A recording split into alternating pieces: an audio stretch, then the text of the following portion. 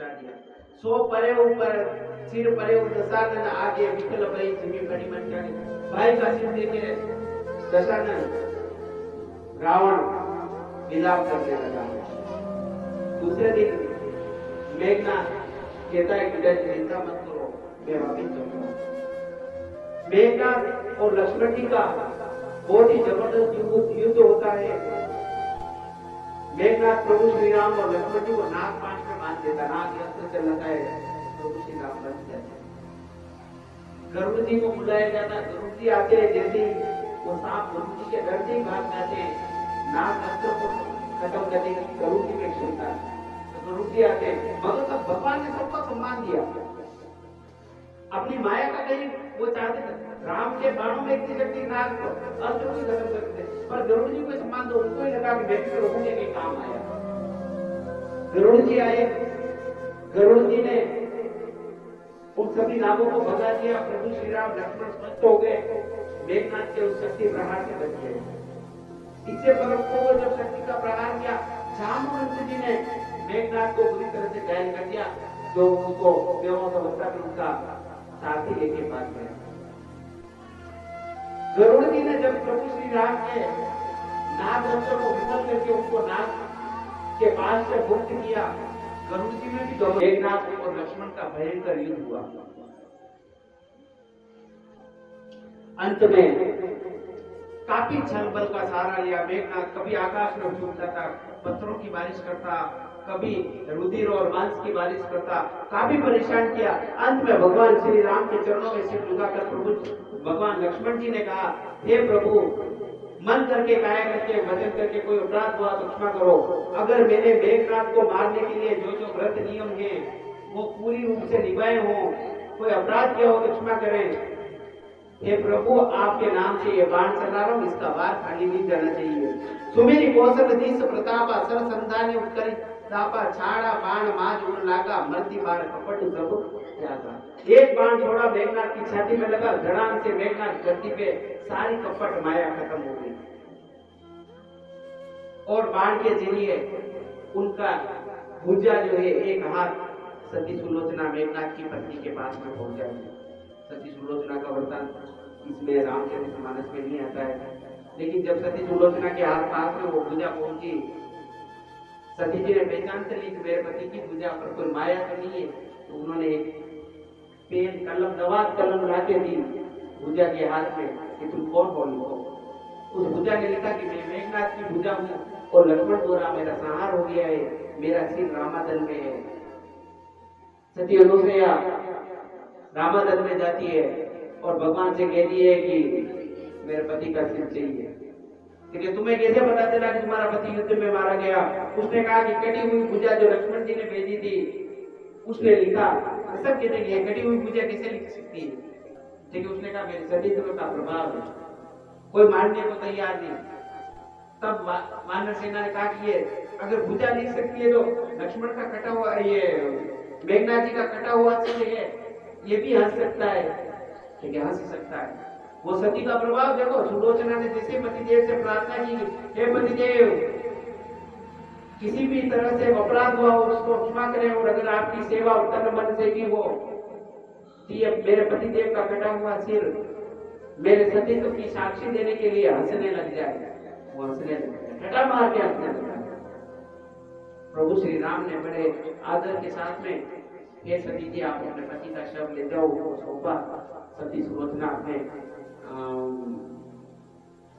पति के शव के साथ में सिर को गोद में लेके सती हो गई। सब कुछ खत्म होता देखकर रावण मैदान में गए, सारे योद्धा खत्म हो गए। रावण ने कहा कि सब राक्षस कुल का संहार हो गया, और कोई बच गया हो। अहिरावण बच गया था, उसको भी खत्म करवाया।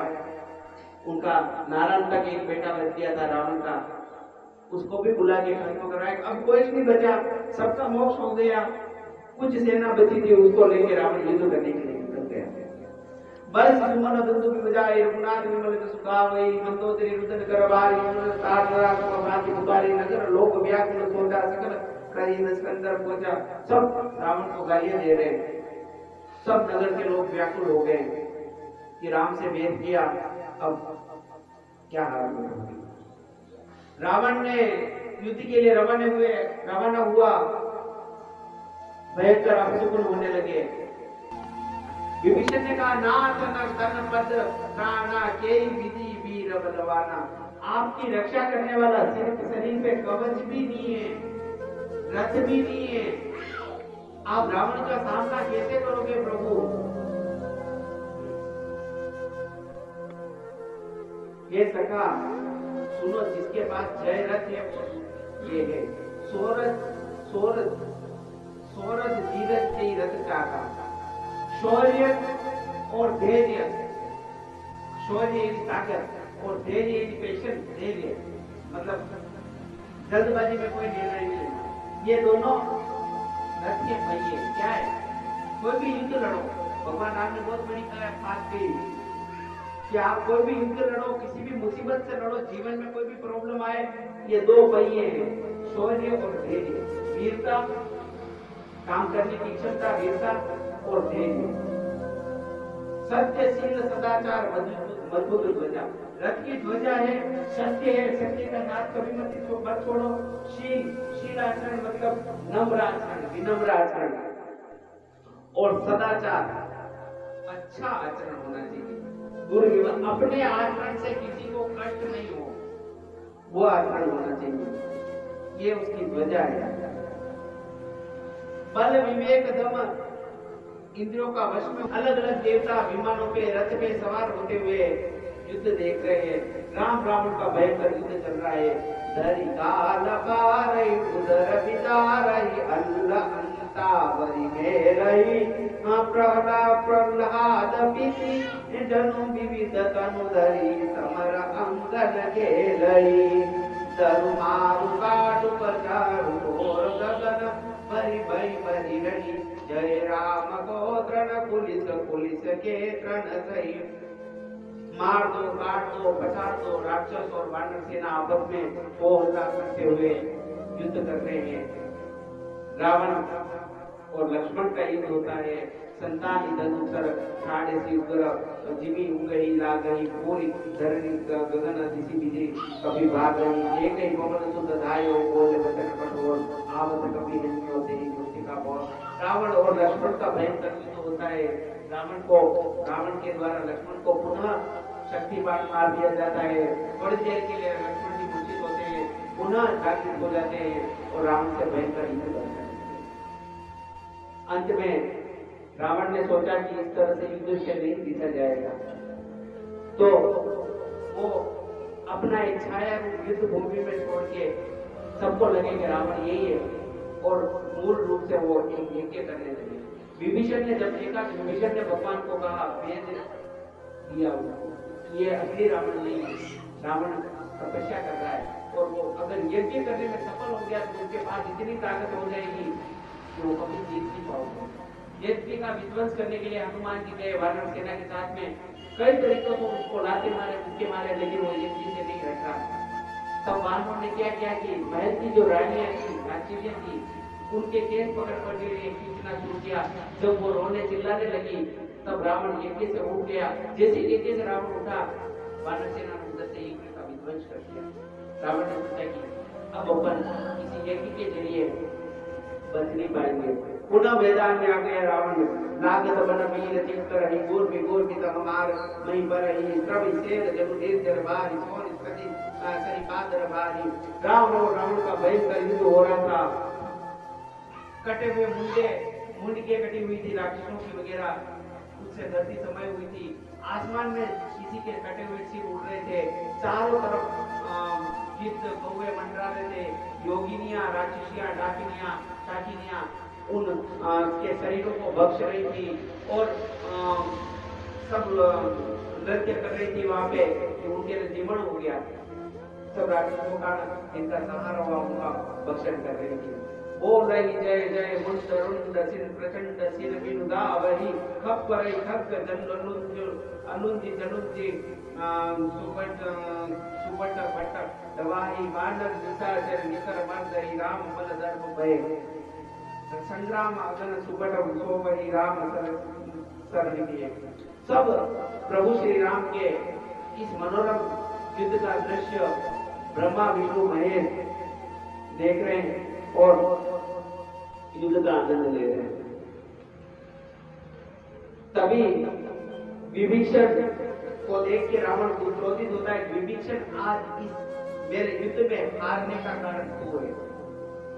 भगवान राम को कहता है कि राम एक ही कारण है जिसकी वजह से मैं आपसे हार रहा हूं। आपका भाई आपके साथ में है और मेरा भाई मेरे साथ में है। वो दुश्मन से आपको जाके मिला।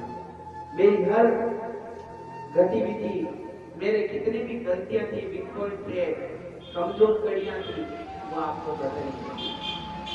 जीवन में एक बात याद रखो, सफल होना है तो भाई का साथ होना जरूरी है। भाई भाई साथ में मिलकर काम करते हैं। आज भी दुखी होती है घर में। राम रावण का युद्ध चलने लगा। रावण ने 10 बाण 30 बाण निकाले। एक साथ में 30 बाणों का संधान किया। 10 बाणों ने रावण के 10 ही सिर उड़ा दिए। 20 बाणों ने 20 ही भुजा उड़ा दी। सब फूट के अलग हो गई, शरीर से अलग हो गई। कुछ ही देर में रावण की भुजाएं वापिस आ गई, सिर वापिस आ गए। राम चकित हो गए, पुनः उड़ाते, पुनः वापिस आ जाते। अब रावण ने भी सोचा मेरे सिर में वापिस उतरे, अब मेरे को कोई नहीं मार सकता। रावण जमकर युद्ध करने लगा। इधर सीता जी चिंतित हो गई कि रावण के बार बार सिर क्यों आ रहे हैं। त्रिजटा जी उनको समझा रही कि रावण सीने में बाण लगने से मरेगा। रावण के सीने में, उनके मन में, उनके हृदय में आप है। रावण आपको हरण करके लाए, उनके हृदय में बार बार विचारों में आप रहती है सीता जी। और आपके हृदय में राम का वास है और राम के हृदय में सृष्टि का वास है। अगर राम हृदय में रावण के बाण मारेंगे ना तो पूरी उस बाण के जरिए आपका, आपके जरिए राम का, राम के जरिए पूरी सृष्टि का विनाश हो जाएगा। इस तरह से उनको धैर्य देने के लिए समझा रही। लगातार युद्ध हो रहा है।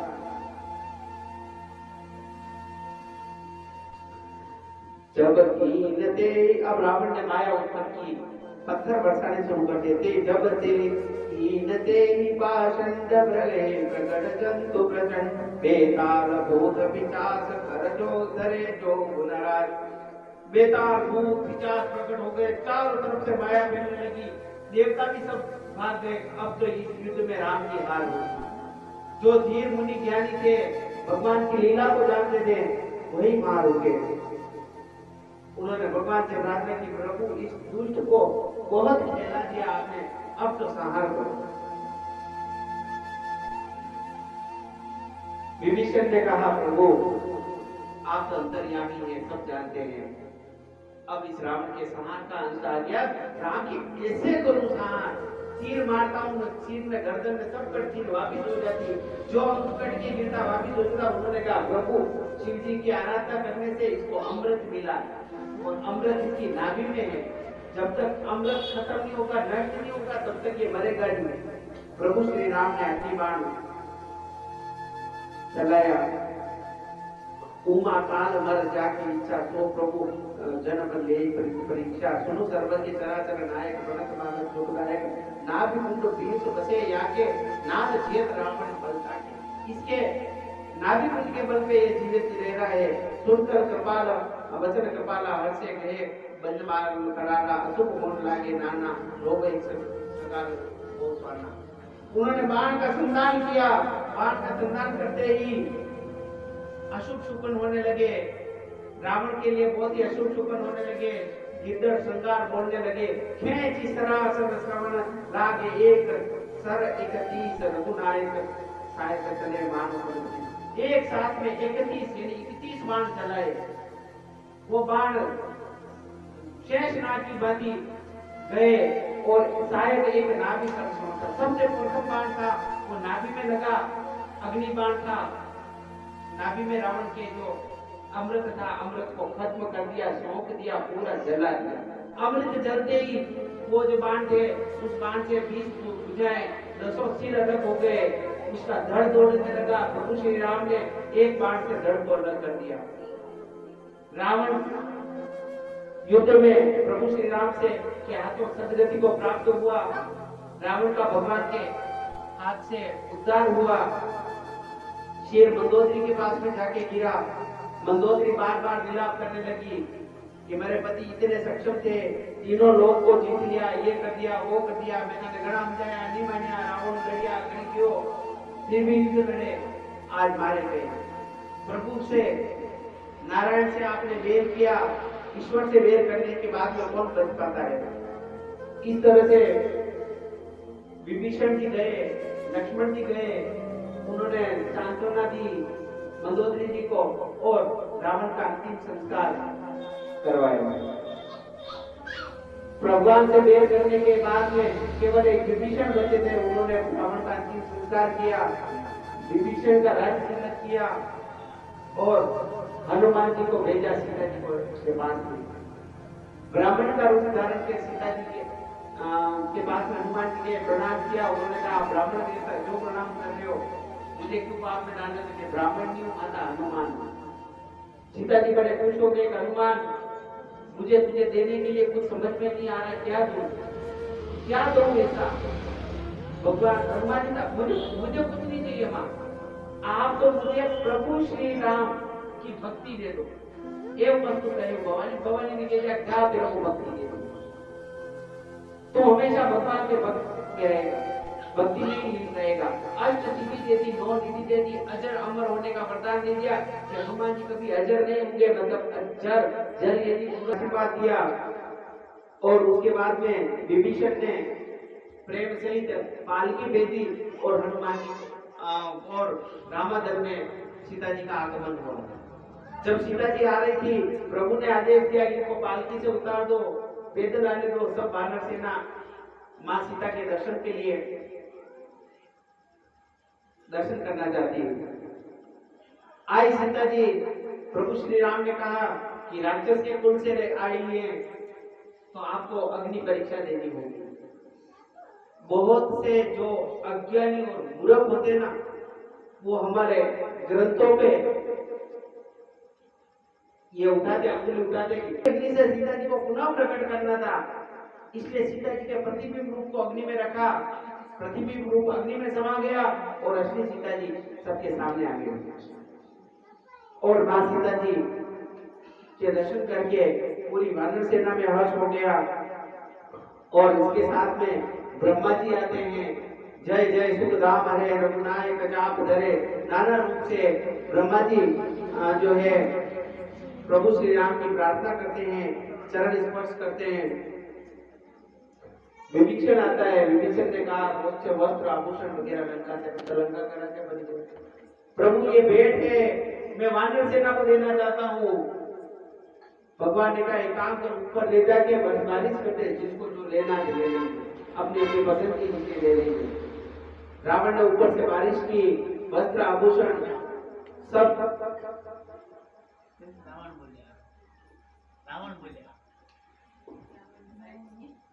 क्षमा चाहूंगा, रावण के छोटे भाई विभीषण ने बारिश की और विभीषण ने बारिश की, वानर को जो पसंद आया वो ले लिया। उस समय एक प्रसंग ये भी आता है कि राम जी के प्रिय भक्त हनुमान जी को एक कीमती मणियों की माला भेंट की विभीषण जी ने। तो हनुमान जी ने कहा मेरे को मणि की माला नहीं चाहिए, मेरे पास राम से लेने देना, कोई माला मुकुट वगैरह कुछ नहीं। हनुमान जी कुछ धारण नहीं करते, मेरे को कोई संशय, अरे आप मेरे खास हो इसलिए दे रहा हूँ। उन्होंने कहा क्या इसमें, मणियों को दांतों से तोड़ने लगे। विभीषण जी को थोड़ा क्रोध भी आ गया, घमंड आ गया ना, पूजन करेंगे, उनकी पूजा की। अयोध्या से कुछ दूर रहे, भगवान ने कहा कि हनुमान एक दिन का समय और शेष है, कहीं विरह में कोई गलत कदम नहीं उठा ले मेरा भाई भरत, इसलिए आप ऐसा करो जाके उसको सूचना दे दो मैं आ गया। ब्राह्मण के रूप में भरत जी गए, भरत जी के पास में हनुमान जी गए और उनको कहा कि आप चिंता न करें, प्रभु श्री राम पधार रहे हैं। कि ब्राह्मण देवता आप कौन हो? कि मैं हनुमान हूँ। हनुमान जी से भरत जी बड़े प्रेम से मिले। प्रभु श्री राम का अयोध्या में दूसरे दिन आगमन होता है। बड़े प्रेम से अयोध्या में सभी उनका स्वागत करते हैं और जितने अयोध्यावासी थे प्रभु श्री राम ने उतने रूप बना दिए। हर एक को ये लगा कि प्रभु श्री राम मुझसे व्यक्तिगत मिले, सबसे गले मिले, सबसे गले मिले। माता अपनी माँ से, अपने गुरु वशिष्ठ जी से, भरत, शत्रुघ्न सबको गले लगाया और माताओं से मिलाप हुआ। माँ बड़ी खुश हुई। कौशल्या जी जो 14 साल से भगवान की बात राह देख रही थी, जनु धेनु बालक वत्स तज चरण पन परपस गई, अंतपुर रूप श्रवत धन हुंकार गर्दावत गई। जैसे गाय अपने बछड़े को देख के खुश हो जाती है, इसी तरह से कौशल्या जी सभी रानियां माताएं खुश हो गई। भगवान के राज्याभिषेक की तैयारी होती है। अलग अलग तीर्थों से जल को मंगवाया जाता है, अलग अलग वनों से औषधियों को मंगवाया जाता है और प्रभु श्री राम की अयोध्या को सजाया जाता है। अवधपुरी अति रुचिर बनाई, देव सुमन भ्रष्ट जलिलाई, राम का सेवकन बुलाई, प्रथम सकन आऊ जाई, सुनत बचन जहाँ का जाए, सुग्रीव तुरत ही अनवाए, पुनि जटा राम मेराए, गुरु अनुशासन मांगी नहाय। प्रभु श्री राम ने अपनी जटाओं को खोला, अपनी जटाओं का मुंडन करवाया, लक्ष्मण जी की जटाओं का मुंडन करवाया, क्योंकि भरत जी ने भी संन्यास ले रखा था, उनकी जटाओं का भी केश को संधारित करके मुंडन करवाया और उन्होंने प्रभु श्री राम के राज्याभिषेक की तैयारी होने लगी। जब प्रभु श्री राम का राज्याभिषेक हुआ, नगर दुंदुभि बाजे, विपुल गंधर्व किन्नर गावहि, नाचे अप्सरा वृंद परमानंद सुख सर्वदेवपाल। सभी देवता स्तुति करने लगे, वेद आए, चारों वेदों ने स्तुति की प्रभु श्री राम की। अंत में सब ने स्तुति कर ली। उसके बाद में प्रभु श्री राम के गुरु जी और राम को अपना गुरु मानने वाले और प्रभु श्री राम जिसको अपना गुरु मानते, दोनों परस्पर एक दूसरे को गुरु मानते, महादेव बधाए। भगवान महादेव का प्रभु श्री राम के राज्य में आगमन हुआ। भगवान शिव ने प्रभु श्री राम की प्रार्थना की।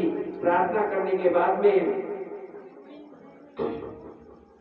बार बार दंडवत किया, प्रणाम किया और प्रभु श्री राम का राज्याभिषेक हुआ। अब कल जो है आगे की कथा अपन पढ़ेंगे। राम का अभिषेक हो गया, उत्तरकांड में अन्य कथाएं और आएगी, काकभूषुंडी जी की कथाएं आएगी और भी अन्य कथाएं आएगी। सारे प्रश्नों के उत्तर उत्तरकांड में मिल जाते हैं। अलग अलग प्रसंग आएंगे, उसके रामायण जी का माध्यम आएगा। इसको सुनने पढ़ने से क्या फल प्राप्त हुआ उसके बारे में कल पढ़ेंगे अपन। और कल अंतिम दिन है